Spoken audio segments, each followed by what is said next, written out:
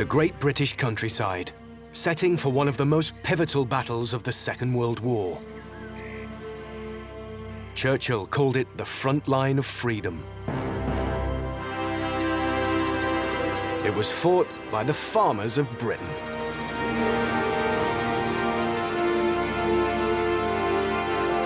When war broke out, the Nazis attacked British shipping, attempting to cut off food imports. The government turned to farmers to double homegrown food production. The plough had become a weapon of war. It was the farmers' principal weapon of war. If they failed, the nation could be starved into surrender. Now, archaeologists Alex Langlands and Peter Ginn and historian Ruth Goodman are turning back the clock, working Manor Farm in Hampshire as it would have been in the Second World War. Yes! By 1942, Britain had endured 3 years of blockades. Farmers were struggling to deliver food targets, and raw materials were becoming scarce. So the team must learn how to cope with shortages of fuel, wood, and animal feed. They must also address the hardship that came with the bombing of our cities by setting up an emergency feeding centre. Ready, sir? Yes, please. This is the untold story of the countryside at war.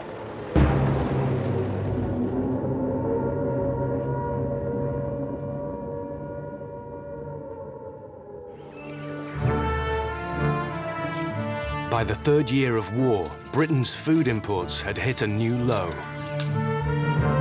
In 1941, America had entered the war, which meant they had fewer ships to export food to Britain, increasing the strain on farmers. To save the country from starvation, the Minister of Food demanded that an extra 840,000 tons of wheat be produced. Even more grassland was ploughed up to meet the demand, but it still wasn't enough. With all these fields given over to producing cereals, farmers struggled to find the space for other crops. The Minister of Agriculture insisted that every spare scrap of land be put to good use. Even Leicester Square and Regent's Park were dug over to grow vegetables. We're going to get rid of all this scrap metal, which of course can be used in the munitions factories to build tanks and planes. But we're also going to free up a patch of land. Now, it doesn't look like much at the moment, but once we get this cleared, if we ever get this cleared, do you want a hand there, Peter? Probably. Once we get it cleared, OK, we will be able to put a crop in for harvest later in the year. But we've got to work quickly. Alex and Peter are going to grow a bean crop to supplement the feed for the dairy herd. But there's a problem. Wow. Small pieces of land like this had never been cultivated, so were in need of ploughing. Wow, this is in good nick. But their size and awkward shape meant an ordinary tractor couldn't do the job. So we're looking for something that can plough that land and harrow that land. The government had a solution. A scheme where farmers could lease specialist equipment to help maximise output. And of course, the Ministry of Agriculture as well, they're encouraging us to do these things. They're actually offering these things on hire. So, you know, let's take our pick. Let's have a look here, see what we've got. Obviously, something like that is too big, but... Too big. What's that? The trusty tractor. It does the work of 2 horses. It ploughs over an acre per day using only 2 gallons of petrol. And a land girl can start it, and it steers itself. Wow. Onto a winner. Well, if a land girl can start it, then maybe even we can start it, Peter. By 1942, there wasn't just a food shortage. Timber was in short supply too. Wood imports declined as shipping lanes were cut off. At the outbreak of war, Britain was importing almost all her timber. Indeed, I think it was only 4% of that timber that we needed and used in Britain that could be sourced from Britain. In fact, once we looked around us, what we realised was the problem was not so much where was the wood going to come from, but who the heck was going to get it. With many male forestry workers being drafted to fight, the Ministry of Labour called on the nation's women to step in. They formed the Women's Timber Corps, and female tree fellers soon became known as lumber gills.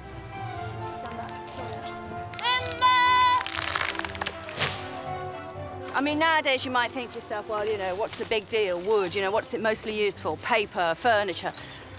But in the wartime, it had a really important function. For a start, many of our best fighter aircraft were made of wood. Wartime industry also depended on wood.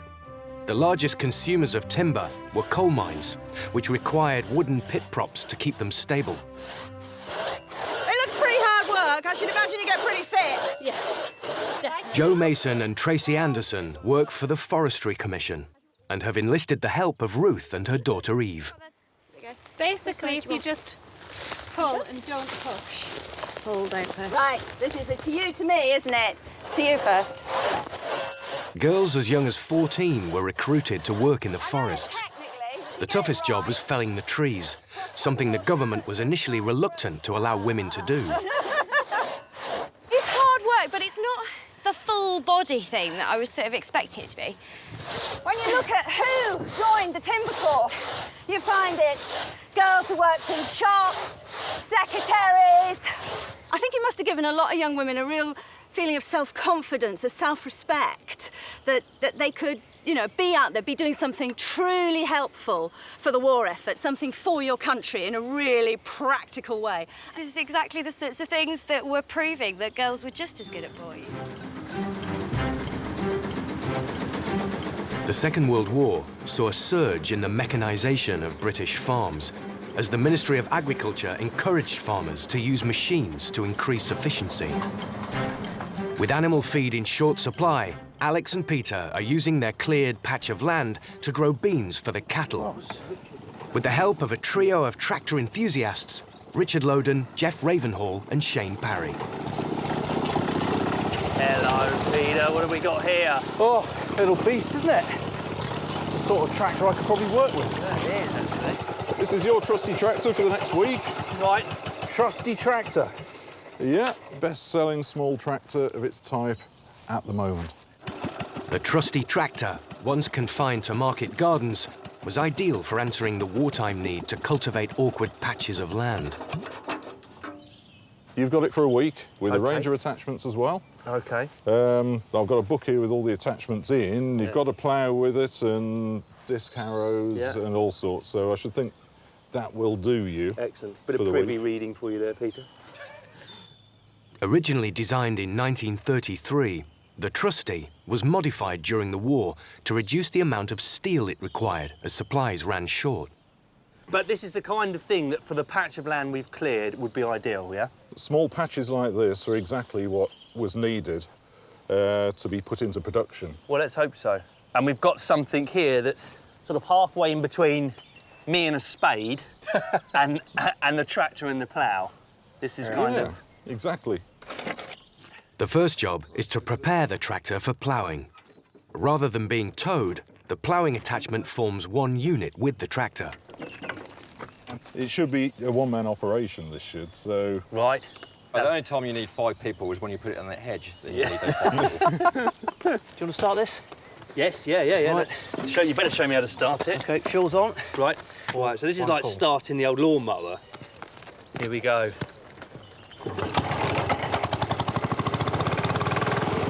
Oh! That's a tree!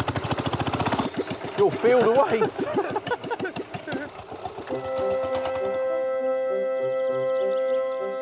Over 500 million cubic feet of wood was needed during the war, for everything from aircraft to ships and rifles. Ruth and Eve have hit a common stumbling block. The weight of the tree is causing the saw to jam. I think we definitely need to... She's pinching, isn't she? Yeah. I think we need a wedge now. Might be the safest option at this point. Yeah. Should we just have a Oh, little yeah, look? we're starting to pinch, we are. Yeah. Well, it's got Lovely. quite a big crown on it, this one, so it's going to catch the wind. You can see it rocking, and when it rocks, it'll come back and it'll jam the saw and you won't be able to do anything at all. So the best thing we can do to give you guys a hand now is if we put a wedge in the back. Right. That'll keep the cut open, Means just the saw will move freely through. Right. Bang the wedge in at the back here, just taking care not to bang it into the saw. That is so much freer with that wedge in.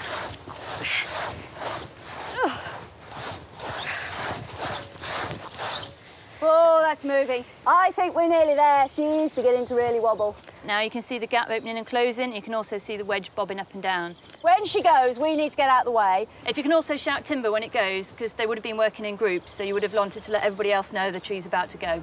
Yes!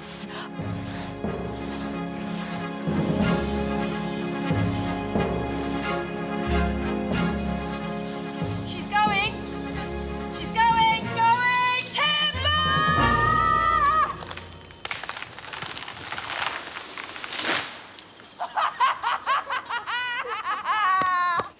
Well done, Mummy. Yeah.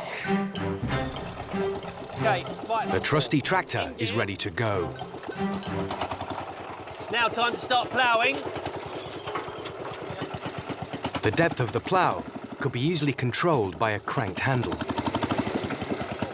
Experienced farmers could even set the tractor running on its own, only needing to turn it around at each end of the plot. First appearance. This is a pretty heavy-looking piece of kit, but actually, with it set right, you can let the engine do all of the work. And I'm actually now just guiding it, you know? But it's still quite cumbersome, and I'm terrified of hitting a stone. The trusty tractor was entirely British-made until 1943, when wartime shortages resulted in the use of American engines. With the land ploughed, the final job is to smooth out the soil ready for sowing. The plough could be easily replaced with a harrow attachment, one of over 20 accessories that came with the trusty tractor. So that's the field done. Time to get the beans in while the sun's still shining. Right, here we go.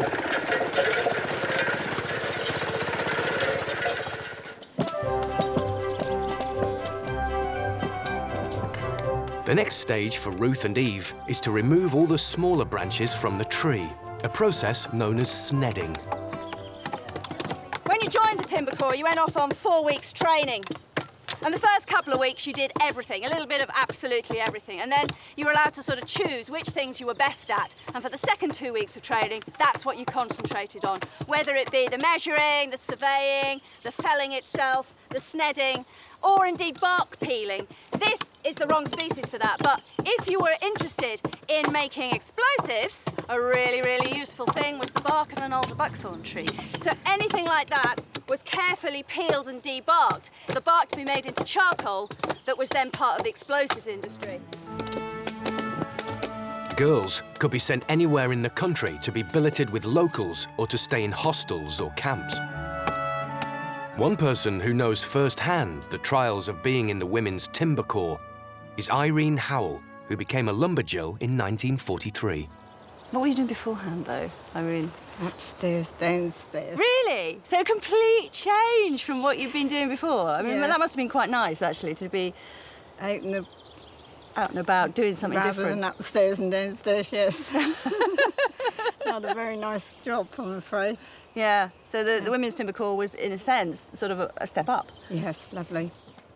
But conditions were tough. Rheumatism was a common ailment amongst lumberjills, resulting from long periods working in the forest in damp conditions.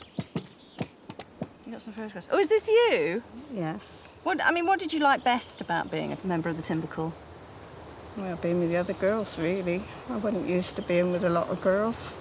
I used to have a good time, I used to enjoy it. Did you feel you were part of, the war effort when you were out in the woods? Well, yes. Yeah, she was certainly part of the war effort. We had to do something. We all, after 18, you all had to do something, so just got on with it. Yeah. Just as important as felling a tree was measuring it. So this is to work out how everybody gets paid? Yes. We get paid, well, the Women's Timber Corps got paid by results. Yep. Okie doke, so let's measure us off a 10-foot length and see how much we got, shall we? Calculating the amount of wood in a tree was the most intellectually demanding job. It was vital to ensure that nothing was wasted. So there we go, 10 foot. Okay. It normally went to well-educated girls who excelled at maths. Okay. Perfect. We'll just take the circumference of the tree now at the point that you've marked. Not all the timber in the tree is usable. The curved sides must be removed, leaving just the central portion. To calculate the amount of usable timber, a Hoppus conversion table was used. So that's 9, something 9. Can't see what. 4 foot 9. 4 foot 9. Okay. So 10-foot lengths, we're looking at a girth of, what did we say? 4 foot 9. 10-foot log, and then you just read across there to the number next. 14.1 square feet in that piece of timber. Now the tree is ready to be sent to the sawmill for final processing. Before the war, only 4% of the timber used in Britain was homegrown. By the end, it was 60%, over 18 million tons.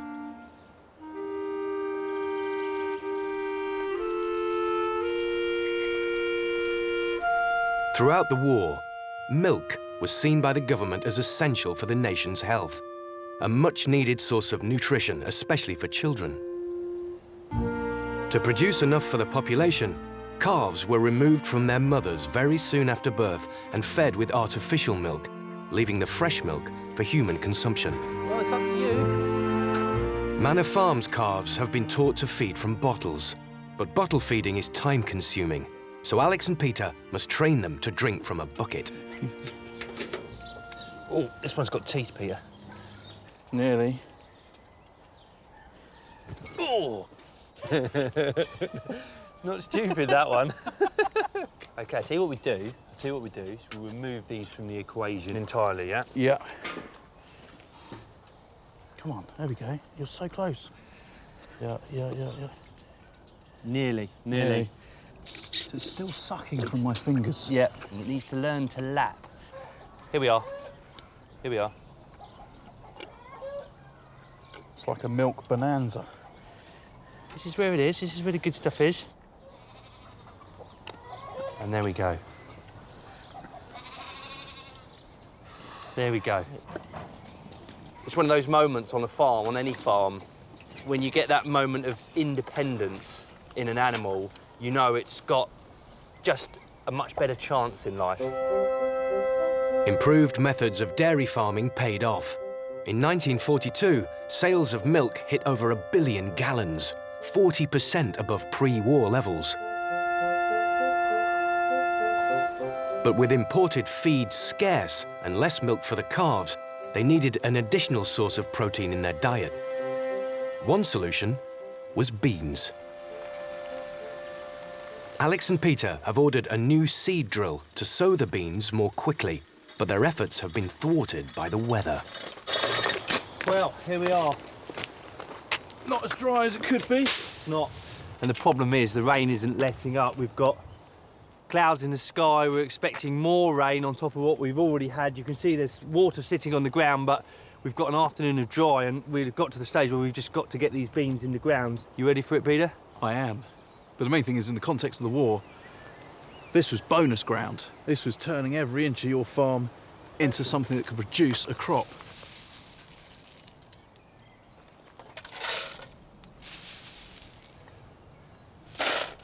So that's enough in there? That's enough in there. So that's the hopper full. And it's a fantastic piece of kit, really, this. But this is really versatile. You can sow virtually any type of seed. At the moment, we've got it set up so that it's for beans. And there's a regulator on the back which determines how often it drops the beans out at. We've got it set up for, what is it, 6 inches? Something like that, yep, 6 inches. Now, the only problem is, Peter, is as you're pushing this through this claggy, filthy clay, you're going to struggle to get traction with this wheel. My only concern. So you're going to walk in front, so no, I'm some going to stand here. I'm going to stand here on the dry and watch you.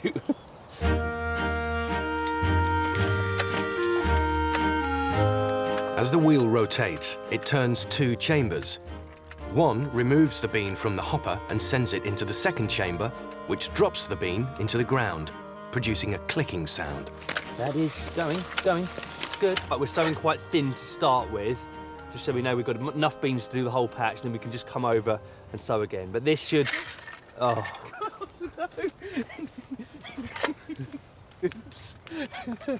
that hopper's not fixed shut. Look, what are you doing?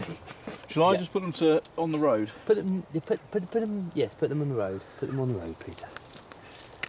Oops. We'll... In for a long afternoon, I think. The waterlogged soil is making the job difficult, but the boys need to persevere.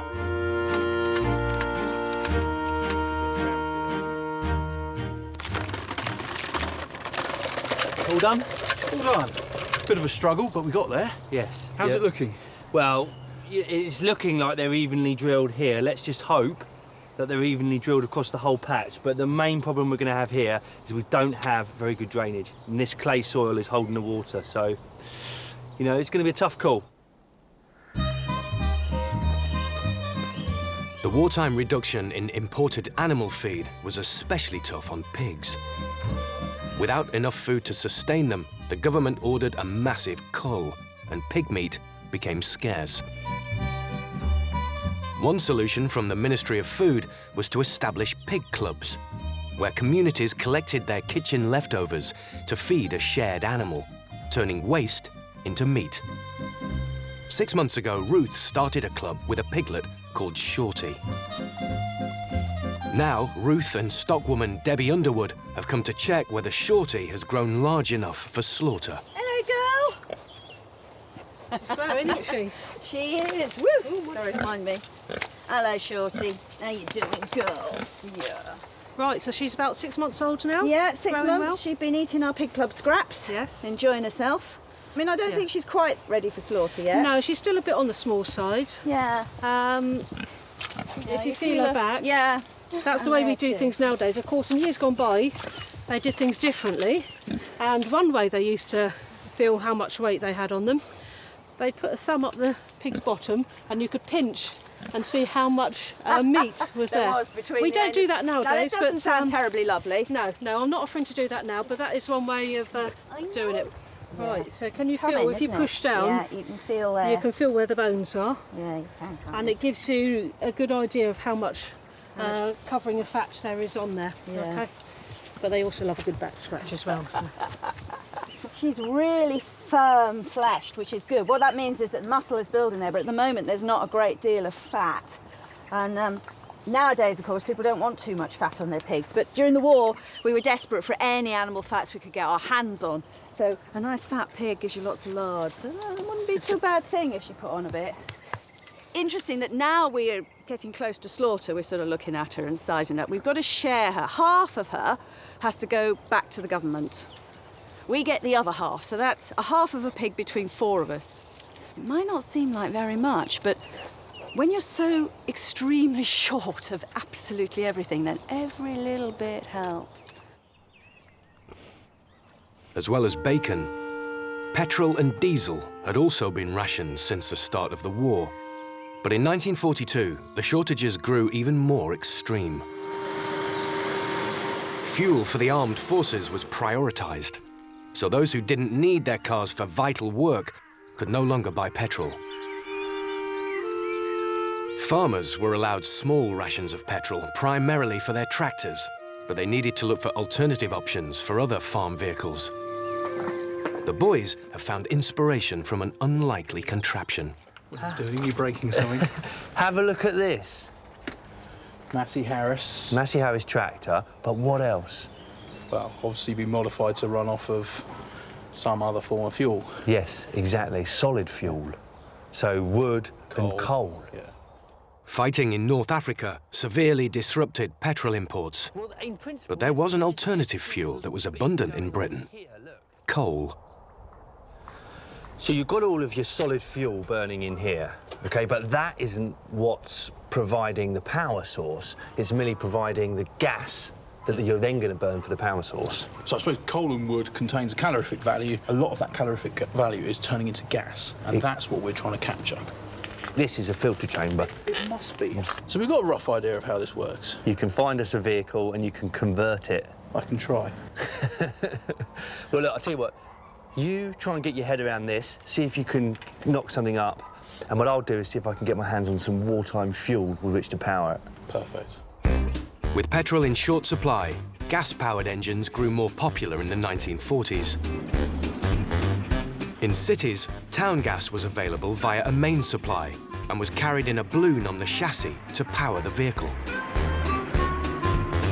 But many areas of the countryside weren't linked up to the mains, so the boys will have to make their own coal gas. Peter has enlisted the help of Conservation Officer Colin Richards, who has a 1930s ambulance. He's hoping to convert its engine so the vehicle can be used for important jobs on the farm. Well, this is it. This is our vehicle. Colin's just bringing it in now. It's currently running off petrol, and we're going to convert this to run off coal gas. This is the machine. Once the task is done, the ambulance should be able to travel for 30 miles on one load of coal. Have you ever done this before? No. Okay. I know the theory. No, it's not easy, but I think between us we can sort of have a go at making it work. The first job is to make a furnace. Colin is using an old metal container with walls thick enough to survive the heat. There we go. Right, we have an engine that's currently running off of petrol, and we need to convert it to run off the gas that's coming from coal. So on the front, we're going to put essentially a hopper into which we will put our coal. And this coal will be on fire, and this fire will be giving off gas off the coal. And we're going to collect this gas and feed it down into another container. This is just going to take out all those impurities that's in the smoke. So what eventually gets fed into our engine is good, clean gas. When burning coal, only 40% of the energy in the coal goes into heating. The other 60% escapes as coal gas, and it's this that will power the engine. Next, Colin begins work on the hopper. Made from an old boiler hammered into shape, it will sit near the top of the furnace and carry the coal. The reason that we need this dome shape is so that as the vehicle is moving along and it's sort of shaking around, it actually shakes the coal down into the fire because of this shape. It's pretty hot. Yes, it is. I'm going to go for another quench. I'm going to go for another quench, yeah.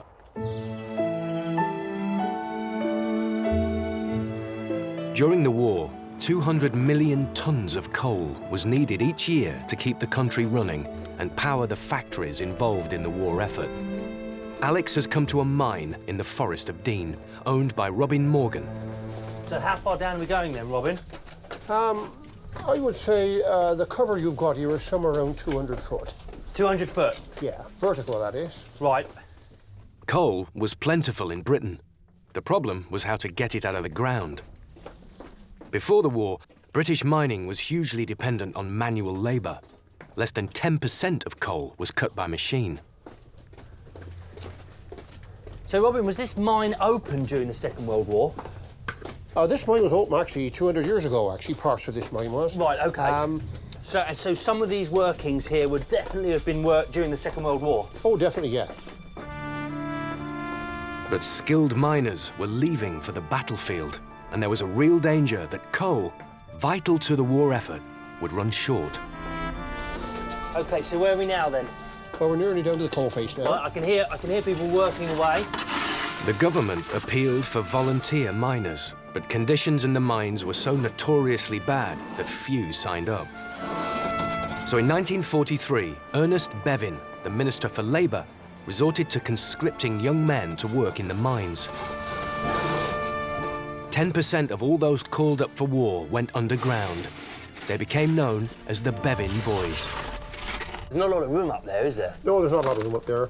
But it's surprising how you can adapt yourself to work in places like that. Yeah. When I first came into the mines years ago, It used to terrify me to look up these coal faces. Yeah, I wouldn't even put my foot in there, I thought. But you get so used to it after. It's not so dangerous as you think for, actually. Right, so a lot of Bevin boys, though, they would have come down the mine and felt exactly like you did the first time. Definitely, yeah. Blooming terrified, yes. Absolutely terrified. Yeah, without a doubt, yeah. Right. But you want us to go up there and have a go then? Yeah, by all means, yeah. You see what it's like. Yeah. You'll find it a bit awkward to start with, like, you know. Mining expert Rick Stewart has come to help Alex extract some coal. So he's really loving this, and I'm not so certain. OK. It's quite roomy here. You're joking, aren't you? Right. So, Rick, this is the coal face? Yeah, absolutely. I mean, you can see sort of the black coal there. Yeah. And it's our job to basically take this out. So what's the strategy here, then? Picking it out by hand? No, what we're going to do, we are going to use a pick, but just to put a small hole in the face. Right, OK. But then we're going to use our sort of air boring machine. So if you want to crawl in to where that dish is, yeah, and just put a hole in a couple of inches deep, yeah? The holes made in the wall would be filled with gelignite to blast away the coal face. I've just cracked my knuckles on this pit prop here, digging this hole. This is working in the most extreme conditions, it has to be said. Well, I think I'm pretty much about there. Yeah, that's not bad. OK. Not bad for a first timer, anyway. So next thing we need to do is... You want to get this thing set up, yeah? Yeah. That's a pretty mean-looking drill bit there. It is, isn't it? So that's now in. Yeah. So once we've got the air on, we're more or less ready to drill. Robin, could you oblige with the air, please? I will.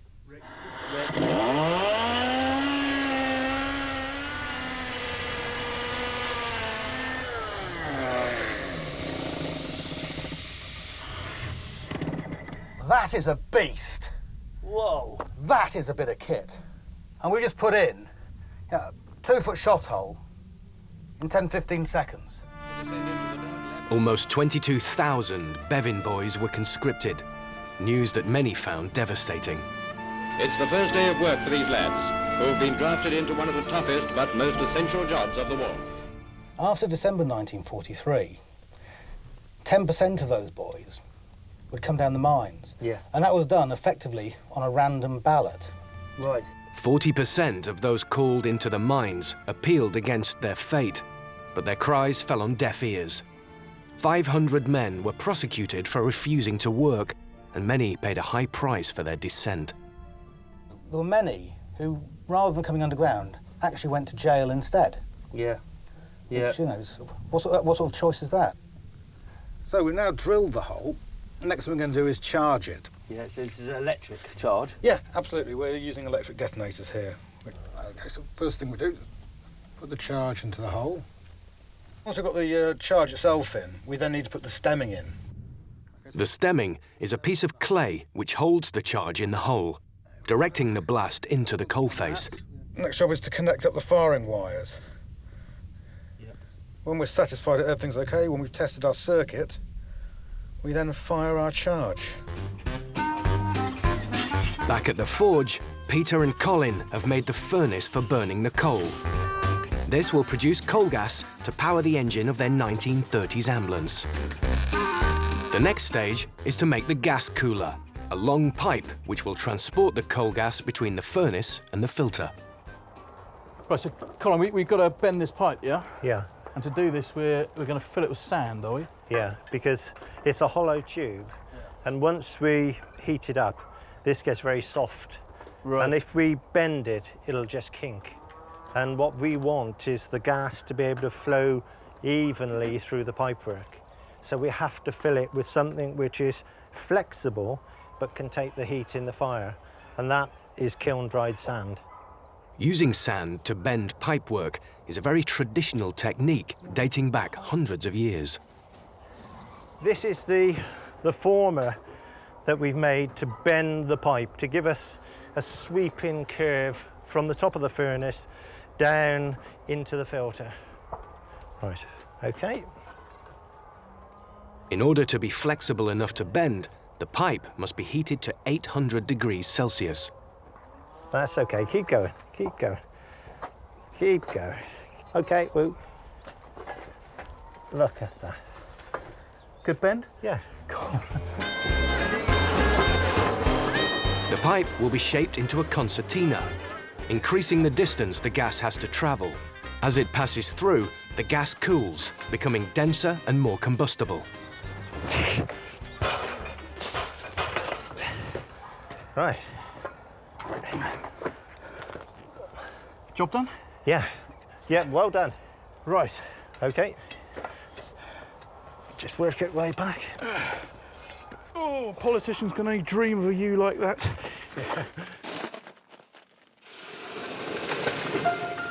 Unlike farming, where the Women's Land Army and conscientious objectors could provide help, the mines relied solely on Bevin Boys for extra labour. Part of the reason that mining was such an unpopular occupation was the danger involved. Around a quarter of all wartime miners would suffer a serious injury during their time underground. Blasting the coal face was a particularly hazardous task. Now, what do we do? Well, this is the exploder. Yep. So first job Yeah. is to connect up the firing wires. But like a car battery then? Exactly, yeah. Exactly. Okay. And the firing handle's in. Yep. And what you're waiting for is that light to come on there. Yeah. Which tells us that we've got enough charge in there to fire. Okay. So you give that a wind. There we go. So he's building up the charge. Yeah, building up the Okay, charge. you've got enough charge there. Yeah. And then when you're ready, you just press the fire button. And that's that one there? Yeah. So I can press that now? Yeah.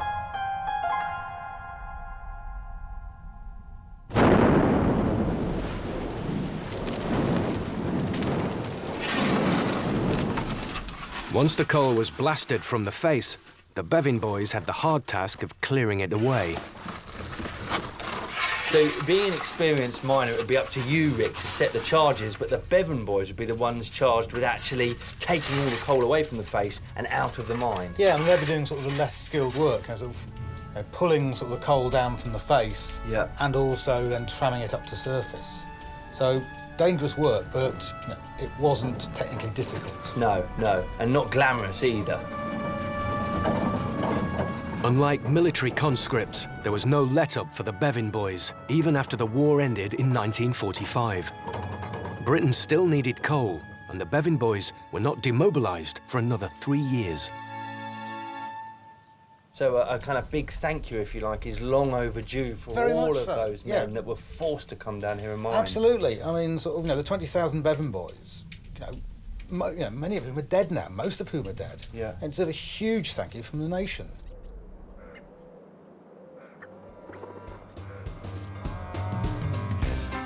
Right.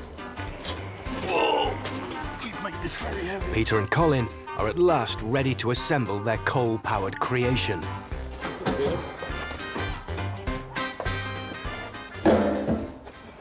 One of the things that this sort of characterises is the fact that a lot of the sort of blacksmiths and engineers had gone away to war, and it was the farmhands who were having to turn their hand to sort of engineering and improvisation using whatever lay around the farm. And the problems that we've encountered and the sheer effort involved in making this work is exactly what would have happened during the 1940s.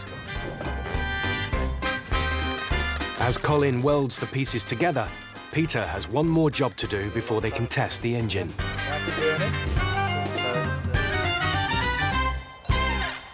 Right, we need to fill up our filter. This is going to take all the particles that are coming through, which is essentially just smoke. It's going to filter those out, so all we're left with is gas. Now, just got some heather, so we're just going to start putting this in. Essentially, the leaves and the flowers are highly absorbent, and also the particles will stick to the very large surface area. I haven't pushed it down too much. No, that's fine. It's just sort of... Just lightly packed. Yeah. Here we go, lid on. It's been absolutely knackering. 3-day marathon, Alex. You look like you just done a 3-day marathon. Here's your coal. I can barely recognise you in there. Filthy. As usual. Right. This looks absolutely amazing. What on... This is Colin's vision come to life. With the coal in the hopper, a fire is lit in the furnace to start producing gas. Ruth has arrived to give the ambulance its first test drive. Are you going to talk me through this? Right. OK. OK, I'm in. And there's a starter button underneath. Ooh. Right, we'll put the choke on.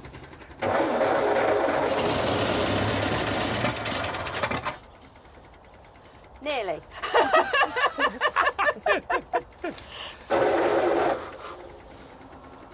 You just wired him partly on. My grandfather drove lorries right throughout the war. I wonder if he had this sort of bother. It's amazing, though, how many women did do the driving during the war. One of the easiest groups to train up were young women. So for a brief period in the early history of motoring, wartime motoring was surprisingly feminine. Perhaps the most famous wartime ambulance driver was the future Queen herself. Taking a driving course at a training centre is Princess Elizabeth, 2nd Subaltern ATS. After watching other girls at work, the King returned and jokingly asked the Princess, "Haven't you got it mended yet?" With everything finally in place, now for the moment of truth.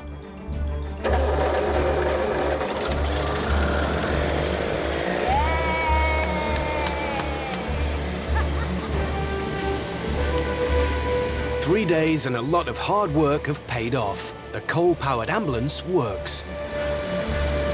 Now all that's left is to take it for a spin. This is looking promising. Yeah. Whoa, she's so heavy on the steering. Mind that fan as well sticks out on that. We have added a lot of weight, haven't we? Well, I have to say, Peter, this is an absolute thrill. It's not the fastest. It's not the fastest ride in wartime Britain, but it's certainly one of the most exciting. You have to hold the door shut while you're driving. This is a vehicle that we can use around the farm for pretty much anything.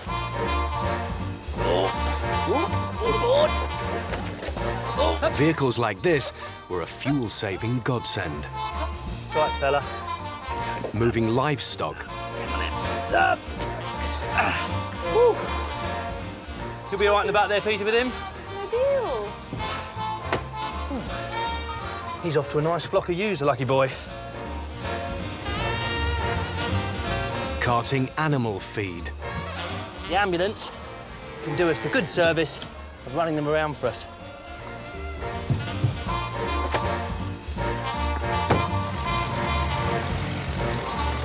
And even cooking dinner. Come on, Ruth, let's get some food. No heat must be wasted. I love it. Camp cooking, a whole new way of doing it.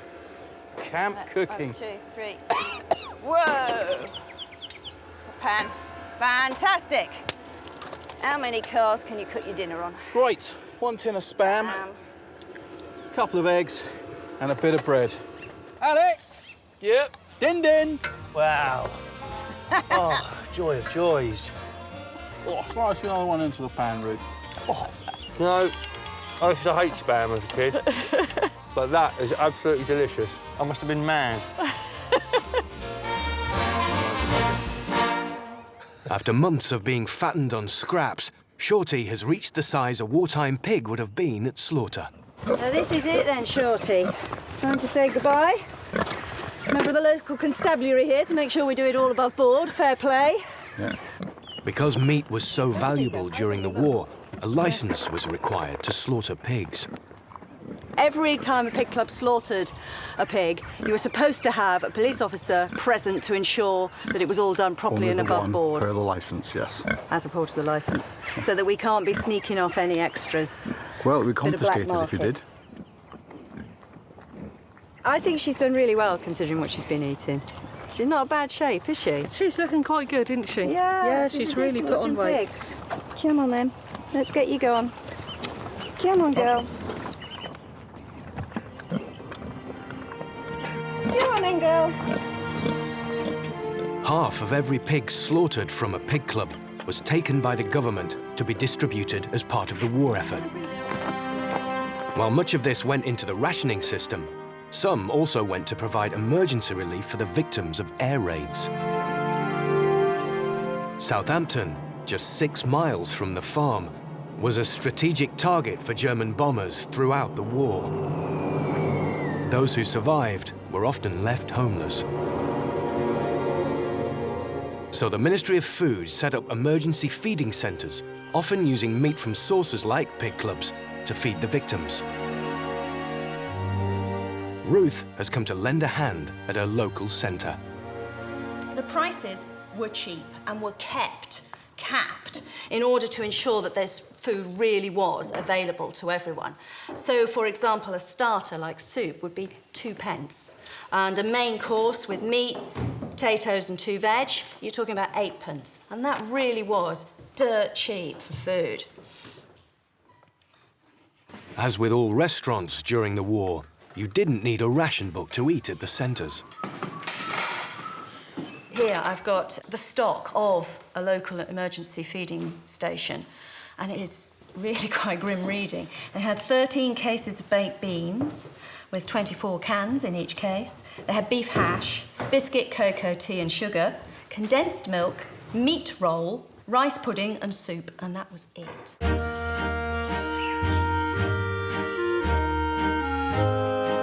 For several weeks, the calves have been fed on a diet of artificial milk and oats. But with imported feed strictly rationed, farmers often used fodder crops such as swede to supplement their diets. To save petrol, the boys are resorting to old technology to prepare the feed. This is our horse gin, or our horse engine, and like many a wartime farmer, I haven't used one of these for a long time. A gin is a geared mechanism which is turned by a horse, transferring power through a series of shafts to any machine a farmer chooses. All the machinery would have been driven by one of these during the Victorian period, but they were phased out and they were replaced by Lister engines. But obviously they run on petrol, and during the war there was a fuel shortage. So kit like this was being dug out, put back together to see if it worked, and if it did, it could drive machines like this. And this is just a beet slicer, and it's going to slice up our roots, and hopefully we can wean our cattle onto solid foods. While Peter fixes the gin, Alex is tacking up the horse. OK, Ben. It's always the hardest bit of getting a horse tacked up, is throwing all of this stuff over his backside. By the time you get to 1942, well, the numbers of tractors have more than doubled, but I'm sure many old boy farmers as well would have found themselves in this situation. It must have been lovely for them, I think, to have brought old, faithful animals back into service and to have seen them working once again for British agriculture. Put his belly band on. Personally, I relish the opportunity to get a heavy horse in on the farm because, you know, they really are a fantastic form of power. OK, with his bridle on now, he's ready to go. Peter has finished assembling the gin. I think we're ready to get the horse on this and slice up some roots. Whoa, how are you doing, Peter? We're looking good, Alex. It's all there. Excellent. It's all connected. OK, you're happy with it? As happy as I'll ever be. Jolly good. The horse is hooked up to the main drive shaft, which will turn the gears. Well, here we go. Let's see how he gets on. Walk on. Walk on.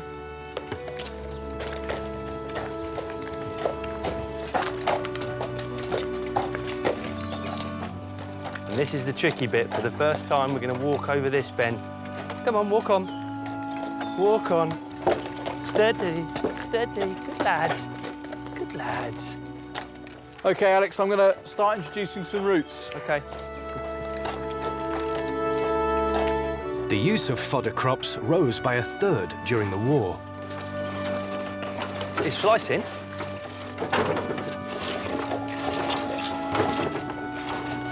He's doing really well.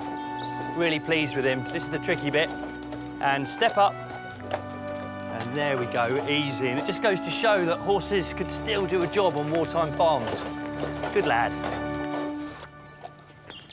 And step up. Emergency feeding centres employed volunteers to make and serve the food, especially in rural areas. Jill Diggs has volunteered to help Ruth with the cooking, but their ingredients are limited. So the menu today is boiled onions with white sauce. And Jill's making the white sauce, aren't you? I can see it looks very exciting. Mostly cornflour. Pork roll made with the pork and the beans and the bread to pad it out. And then the pudding, plum duff and custard. The meat itself was supplied by the government for such feeding centres off ration. But where it originally came from is, of course, all that pork that is being collected from the pig clubs up and down the country. You having fun with that white sauce? Well, it would be much more fun with a nice dollop of margarine and some proper flour, but it's thickening. The next stage is to mix the pork, beans and breadcrumbs together. I think it's quite interesting that the cheap food of wartime was, in many ways, exactly the polar opposite of modern cheap food, modern fast food. This is food almost entirely without fat and without sugar. And that pretty much is exactly what the modern fast food is not. The mixture is wrapped in floured cloth ready for boiling. I mean, the advantage of boiling everything, and an awful lot of food in these British restaurants was boiled, is that you can do mass catering very easily. Another good point is that those who are eating it haven't seen it made. It's a good point, that is. It does look like something the cat... Don't say it, don't say it. I know, it does. The meat roll will be boiled for 3 hours and then coated in breadcrumbs. Dessert is plum duff, which, of course, is this sort of spotted dick. The plum duff is made from flour, breadcrumbs, suet, raisins for sweetness and powdered eggs. I was going to mix up the egg powder. Now, this was something that was new coming in from America. Eggs were rationed whether they were in powder form or fresh form. The powdered eggs are mixed with water. The equivalent of 2 eggs made dessert for 12 people. The war is the sort of height of processed foods in many ways. Powdered milk, which we're making the sauces out of rather than fresh milk, powdered egg, partly because it was a way of concentrating nutritional value into a very tiny space for the ships. You know, I mean, if you can get nutritional value of 12 eggs into a packet that size, why would you move fresh eggs around? However lacking in meat the main course may be, however tired you're feeling, there's nothing like a stodgy pudding and custard for cheering a person up.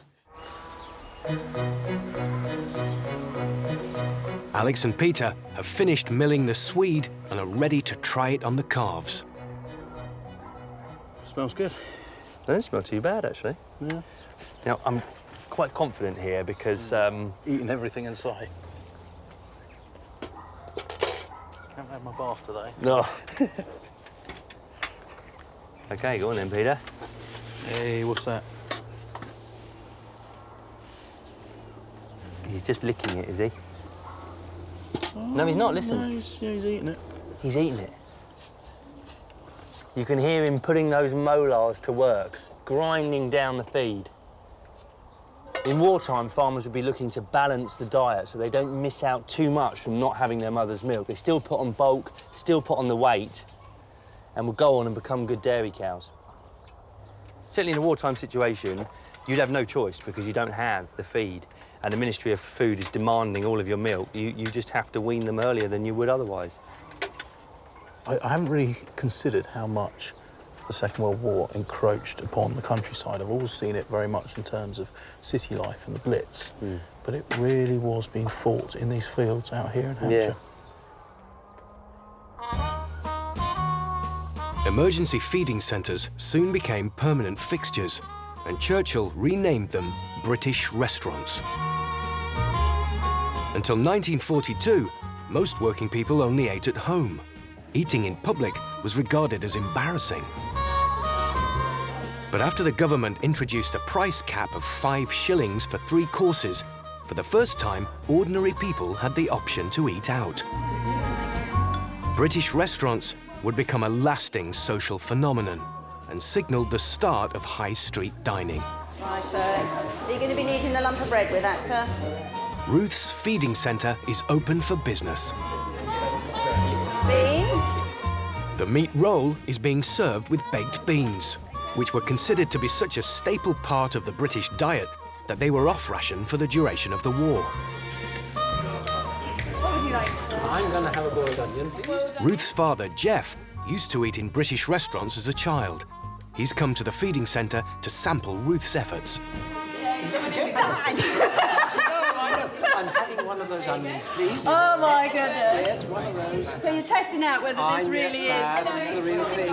By the end of the war, British restaurants were serving 600,000 meals a day. British restaurants really sort of mark a turning point in sort of British eating culture too. I mean, this is a time when affordable, basic catering is suddenly available to a wide number of people. British restaurants really sort of opened up the catering industry in many ways. Oh, yes. Yes, I think that's true. One or two, like the ones I knew in Oxford, they stayed right up until about the 50s, well into the 50s. But people just got used to eating out. They got used to the idea of eating out. And I think caterers as well got used to the idea that there was money to be made out of doing cheap food. Well, as a kid, I didn't know what the money side of it really was. I must admit, that's not as bad as I thought it would be either, the meat roll. It's quite edible. Yeah, it really is yeah. quite edible. But you still like boiled onions. I'm amazed you still like that. Well, actually, they're all right, Well, they're very nice, aren't they? all right, I don't know who's actually. cooked them this time. That was but me. That was you, right, OK. But they're very nice. All right. Yeah. Lovely. Ruth's emergency feeding centre also seems to be a hit with the boys. Oh. Sorry, Millie. Legs. Knackered. Stood up for I don't know how long. You ate it then? So, I mean, yeah, that was really good. I loved the meatloaf. It was all right, wasn't it? Delicious. Yeah, and it is quite healthy food. The fittest we've ever been as a nation. So they say. So they say. So they say. But also the other things we can't relate to in terms of it's so rare in our lives that we ever see a food shortage in this country. Really gives you an insight, doesn't it? Yeah, it's not just a shortage of one thing, it's a shortage right across the board. Of everything. Every single thing. Pub? I think so. Before they rope us into the washing up here.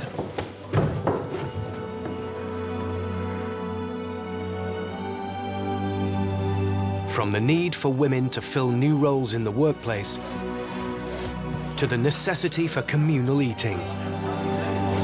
The great hardships experienced in 1942 and the way Britain sought to overcome them would have an impact stretching far beyond the years of war. Next time, the team create a new kind of emergency accommodation that is extremely comfortable. Get extra help on the farm Don't just pick the top, no, we want the whole plant. and raise morale with a dance. You can't find a dancer dancing that's not smiling. It's just impossible.